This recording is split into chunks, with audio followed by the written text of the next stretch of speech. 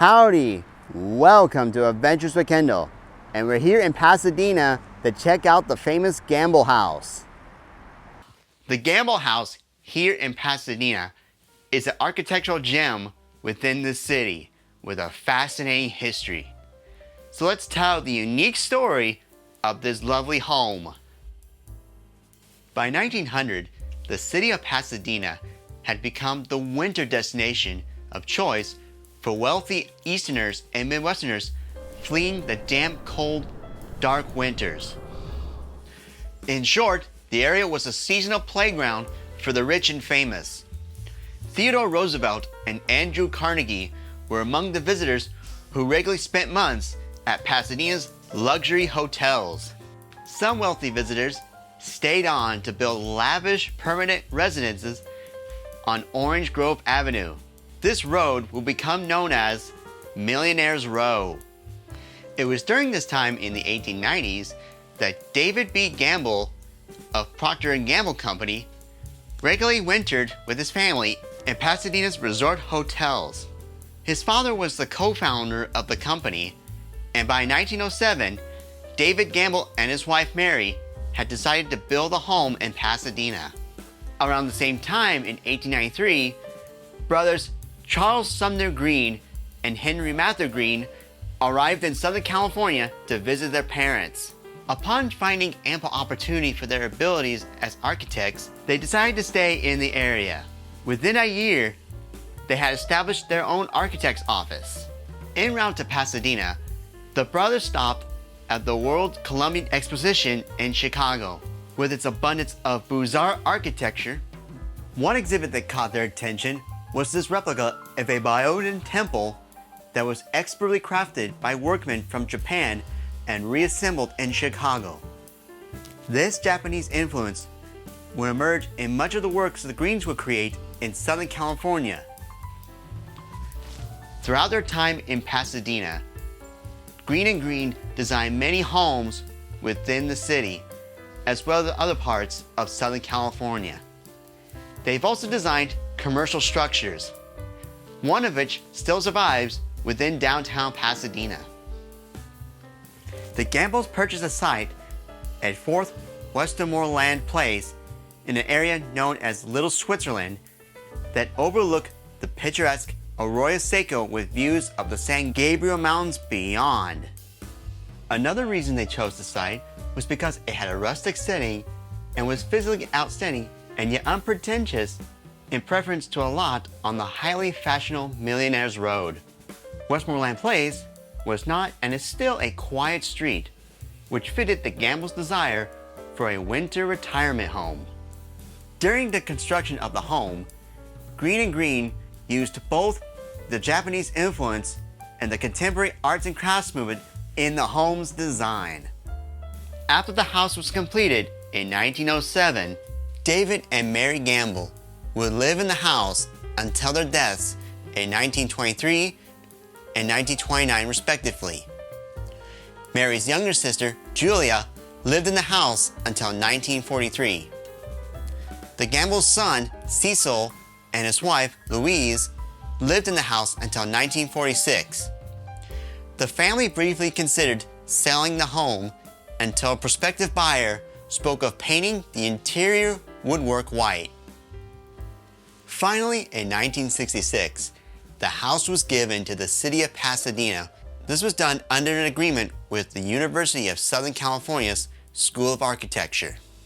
In 1977, the house was declared a National Historical Landmark. Today, USC students are selected to live in a house to be the on-site caretakers of the house.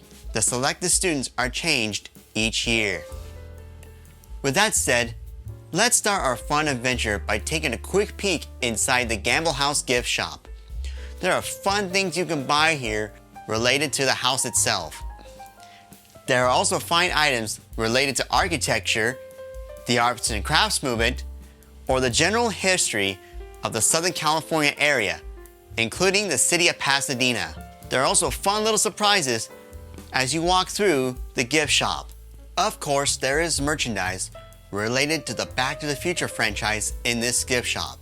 Appropriate since the Gamble house was used as the exterior of Doc Brown's home in the Back to the Future franchise. However, the interior shots were made at a nearby house also made by Greene Greene. After spending some time in the gift shop, let's take the time to explore the property. The house is located on a grassy knoll overlooking the Arroyo Seco, a broad dry riverbed in Pasadena. Because the Gambles were attracted to the environment, the house was designed to complement the outdoor setting. Elements such as flowers and trees are reflected within the many rooms throughout the house. Also, the man-made materials such as brick and stucco are blended with riverstone and plants, such as the creeping fig that grows into the foundation of the terrace and steps. It has patterned brick paving that includes planters, a pond, and garden walls made from brick and boulders. These bricks are a clinker style meant to show character. Anyway, back to the house. It is evident that there's a strong influence of Japanese architecture. The way it's designed shows a blend of Japanese aesthetics and a California spacious design influenced by the good climate and available land. Use of natural materials, attention to detail, aesthetics, and craftsmanship are hallmarks of this style of architecture. After showing you the outside of the house, let's take a nice tour inside, starting with the downstairs level. Characteristics throughout the house: the doors, windows, screens, beams, chairs, lights, and lanterns, among other items, became a way to show more function and form in nature. These elements run through all aspects of the house. The furniture was made by the Peter Hall Manufacturing Company, a firm established to cater to the Greene's designs in 1905. What makes this really fascinating is that all of the furniture within the house is original, because they were stored in the attic before the Gambles gave the house to the city of Pasadena. Multiple types of woods are used throughout the house. This includes teak, maple, mahogany, oak, Port Oxford cedar, and even sugar pine. All of these are used and intended to bring out the colors, contrasts, tone, and grain. Interlace and interlocked joining are used as details for attention. Speaking of detailed, Emil Lang, a German-born stained glass artisan from Burlington, Iowa, was responsible for executing the leaded art glass in the Gamble house. The glass on these doors have a great pop effect of color when the sun hits it just right. There are neat hidden details within the house, such as a concealed door in the wood panels of the entry hall which leads into the kitchen, while another panel opens into a coat closet. Now here's the butler's pantry. As you can see, the cabinets are full of the cutlery that was used by the Gamble family and their guests. There's also the servants' porch, which has a small door leading into the house, along with a table and chair for the servants to eat at in between servicing the Gamble family. After a splendid tour downstairs, we'll head upstairs to check out the bedrooms, which include Cecil Gamble's bedroom, Aunt Julia's bedroom, and the master bedroom of David and Mary Gamble. The sleeping porch provided a comfortable place to rest during the warm summer days here in Pasadena. Today on this sleeping porch, you can get a great view of the Rose Bowl. Finally, we reach the attic, which houses one of the secrets of the Gamble house. By opening the windows in the attic, air will be drawn into the windows on the bottom floor. The cooler air outside will draw up through the stairways and landings to push the warmer air outside through the attic windows, providing a nice comfortable breeze within the house during the hot summer months. If you want to learn more about the house, take a fun tour of it. It's a great way to learn about the history and architecture within the Gamble house. And now is our time at the Gamble House here in Pasadena, California.